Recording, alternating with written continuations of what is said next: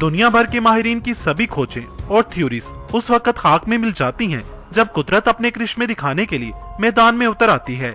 इंसान चाहे जितनी मर्जी तरक्की कर ले, लेकिन अभी भी कुदरत के कई राज ऐसे हैं जो उसे हैरत में डाल देते हैं। ये वाकयात और मनाजर अकल से इस कदर मावरा होते हैं कि अक्सर इन्हें मौजज़ा करार दे दिया जाता है। आज की वीडियो में आप ऐसे ही कुछ नेचुरल फिनोमिनन्स देखेंगे जिन्हें देखकर आपके रोंगटे खड़े हो जाएंगे। तो बिना टाइम वेस्ट किए चलते हैं हमारी लिस्ट की तरफ। Number 1, Norwegian dead Hering's. 2012 में 20 टन से भी ज्यादा हेरिंग्स मछलियां नॉर्थ नॉर्वे के साहिल पर मरी हुई मिली और रातों रात ही पुरस्कार तरीके से गायब भी हो गई थीं। ये हादसा क्यों और कैसे हुआ, इसका खुलासा आज तक नहीं हुआ। साइंटिस्ट ने कई पॉइंट इस हादसे की वजह के बताए, मगर किसी भी पॉइंट को दावे के साथ एक्सेप्ट नहीं किया गया। 2009 में रिलीज होने वाली मूवी 2012 में यही बताया गया था कि 2012 में ये दुनिया तबाह हो जाएगी, जबकि ये वाकया भी जनवरी 2012 में ही हुआ था। इस वाकये के बाद लोग यही समझने लगे थे कि सच में 2012 में ये दुनिया खत्म हो जाएगी। कुछ एक्सपर्ट के मुताबिक मछलियां तूफान की वजह से साहिल पर आ गई होंगी, तो कुछ का मानना है कि किसी शिकारी मछली ने इनका पीछा किया होगा जिसकी वजह से ये साहिल पर आकर मर गई होंगी, तो कुछ का कहना है ऐसा किसी बीमारी की वजह से हुआ होगा, मगर आज तक इस पुरस्कार वाक्य पर कोई ठोस जवाब नहीं दिया गया। Number 2, blob jelly rain.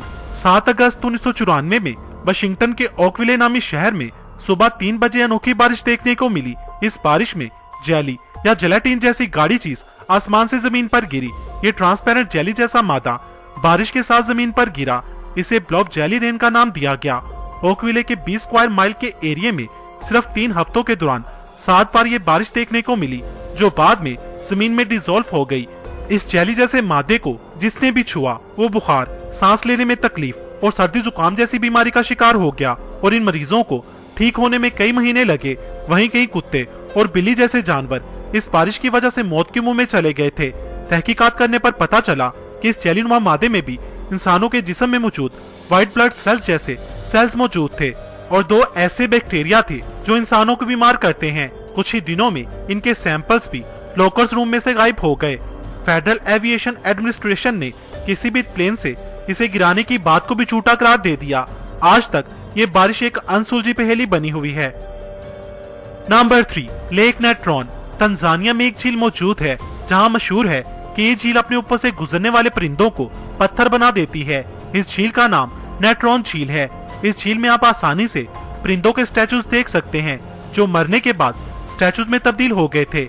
कोई भी आज तक ये बात ठीक से नहीं जान पाया कि इस झील के ऊपर से गुजरने वाले बर्ड्स इस झील में क्यों गिरते हैं, लेकिन लगता है कि लेक के रिफ्लेक्टिव नेचर ने उन्हें अपनी तरफ खींचा होगा और इन बर्ड्स के पानी में गिरने के बाद पानी में सोडा और नमक की मिकदार ज्यादा होने की वजह से इन परिंदों की डेड बॉडीज स्टैचूज में तब्दील हो गई होंगी। Number 4, fish rain. आपने आसमान से मछलियों के गिरने की खबरें सुनी होंगी और YouTube पर देखी भी होंगी। ये कोई नई बात नहीं, मगर जिस जगह की बात हम बताने जा रहे हैं वहाँ एक बार नहीं बल्कि हर साल मछलियों की बारिश होती है, वो भी ठीक एक ही जगह पर। 100 साल से भी ज्यादा अरसे से यहाँ मछलियों की बारिश होती आ रही है। ये जगह मैक्सिको के पास होंडरस नामी जजीरे पर मौजूद है, जहाँ मछलियों की बारिश साल में कम से कम एक बार तो जरूर होती है। यहाँ के लोगों के मुताबिक 18वीं सदी में यहाँ लोग भूख से मर रहे थे। फिर एक पादरी ने यहाँ 3 दिन तक इबादत की और उन्हीं की इबादत और दुआ की वजह से यहाँ मछलियों की बारिश हुई। तब से अब तक यहाँ मछलियों की बारिश होती आ रही है।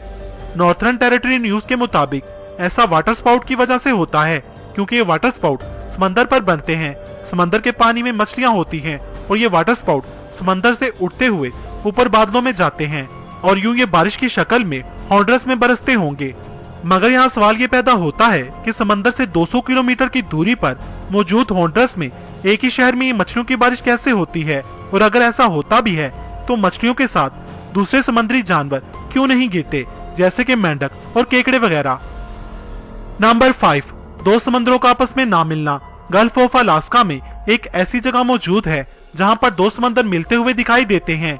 एक पानी जो ग्लेशियर से निकलता है उसका रंग हल्का नीला होता है, जबकि नदियों से आने वाले पानी का रंग गहरा नीला होता है।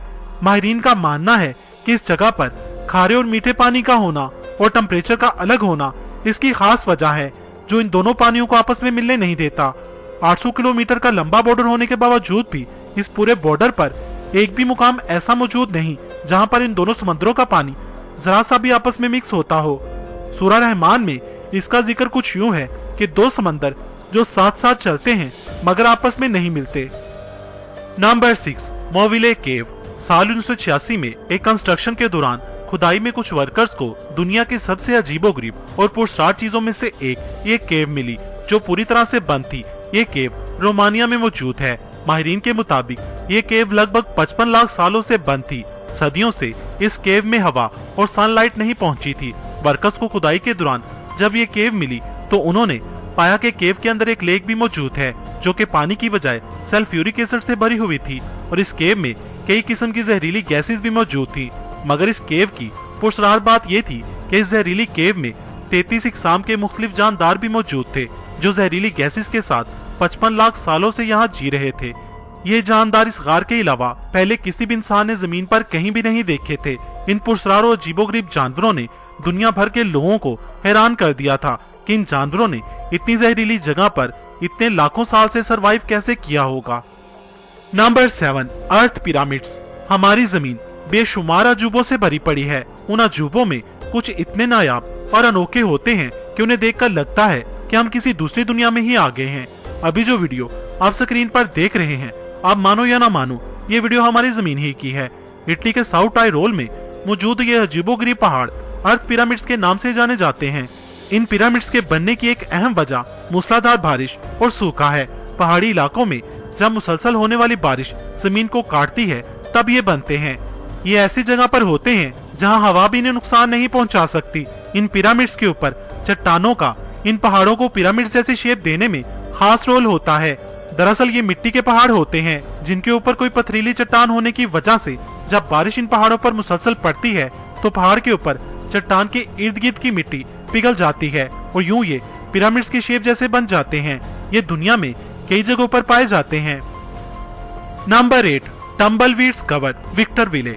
अप्रैल 2018 के दौरान लॉस एंजलिस के टाउन विक्टरविले पर टम्बलवीड्स ने पूरी तरह से कब्जा कर लिया था। ये टम्बलवीड्स इतनी बड़ी तादाद में थे कि इन्होंने कस्बे के 150 से ज्यादा मकानों, सड़कों और सभी खाली जगहों पर अपना कब्जा जमा लिया था। बाद में गवर्नमेंट अथॉरिटी और लोकल लोगों ने मिलकर सख्त मेहनत के बाद इन्हें हटा दिया था। लोग पहले तो इसकी वजह समझ नहीं पाए थे मगर बाद में तहकीकात करने पर पता चला कि टम्बलवीड्स का शहर में आने की मेन वजह साउथ कैलिफोर्निया में चली तेज हवा थी। कैलिफोर्निया के रेगिस्तान में मौजूद ये झाड़ियां जब अपनी लाइफ पूरी होने के बाद कमजोर हो जाती हैं तो तेज हवाओं की वजह से ये जड़ से टूट जाती हैं और सर्कुलर शेप होने की वजह से घूमते हुए ये एक जगह से दूसरी जगह चली जाती हैं। डिपेंड करता है हवा किस तरफ जा रही है, उसी हिसाब से कई बार ये खुश्क झाड़ियां शहर तक पहुंच जाती हैं और यूं इन्होंने पूरे शहर पर कब्जा कर लिया था। कई बार तो ये इतनी तेज उड़ती हैं कि ऐसे लगता है जैसे झाड़ियों का तूफान आ गया हो। नंबर 9, सी फॉर्म। सी फॉर्म या समुद्री झाग बनना एक नेचुरल फिनोमिनन है जो पानी में मौजूद मरे जानवरों की प्रोटीन, पानी में केमिकल का होना या फिर नमकीन पानी की हलचल की वजह से पानी पर झाग बन जाती है और लहरों और हवा के साथ साहिल पर जमा हो जाती है। लेकिन तूफान और ऊंची लहरों की वजह से ये साहिल और पास में मौजूद इलाके में भी फैल जाती है और पूरा इलाका इस झाग में डूब जाता है। ऐसा ऑस्ट्रेलिया और स्पेन में तूफान के बाद हो चुका है। इस वीडियो में आप साफ साफ देख सकते हैं कि कैसे इस झाग ने पूरे इलाके को अपनी लपेट में ले लिया है। ये फॉर्म बहुत ही खतरनाक होती है क्योंकि इस फॉर्म में जहरीले केमिकल मौजूद होते हैं जो न सिर्फ वहां मौजूद लोगों को बल्कि परिंदों और जानवरों को भी नुकसान पहुंचा सकते हैं। Number 10, circles on the ocean bed. जमीन पर मौजूद क्रॉप सर्कल्स जिन्हें पुरस्कार डिजाइन कहा जाता है, इनसे तो आप अच्छी तरह वाकिफ होंगे ही, जिन्होंने साइंटिस्ट को लंबे अरसे तक परेशान किए रखा था। ऐसे ही डिजाइन उन्हें समंदर की सतह पर भी मिले। ये डिजाइन 1995 में सबसे पहले साउथर्न जापान के समंदर की सतह पर देखे गए थे और उन्हें मिस्टीरियस सर्कल्स का नाम दिया गया था। ये भी साइंटिस्ट के लिए एक अनसुलझी पहेली थी। इन मिस्टीरियस सर्कल्स के राज को सुलझाने में साइंटिस्ट को 16 साल का वक्त लगा था। ये राज 2011 में लोगों के सामने तब खुला जब गोताखोरों को 5 इंच लंबा मेल पफर फिश अचानक ये सर्कल्स बनाते कैमरे में कैद हो गया था। दरअसल ये मेल पफर फिश अपनी फीमेल को इम्प्रेस करने के लिए ये खूबसूरत सर्कल्स बनाता है। इन परफेक्ट सर्कल्स को बनाने में इन्हें 7 से 9 दिन का वक्त लगता है। दोस्तों, अगर आप चाहते हैं कि इस वीडियो का पार्ट 2 भी बनना चाहिए तो कमेंट सेक्शन में पार्ट 2 लिखें। और आपको ये वीडियो कैसी लगी कमेंट सेक्शन में मुझे अपनी कीमती राय से जरूर आगाह कीजिएगा। अगर आपको ये वीडियो पसंद आई हो तो इसे लाइक और शेयर करना मत भूलिएगा। मजीद वीडियोस के लिए मेरा चैनल इल्म के मोती सब्सक्राइब करें। वीडियो देखने का शुक्रिया।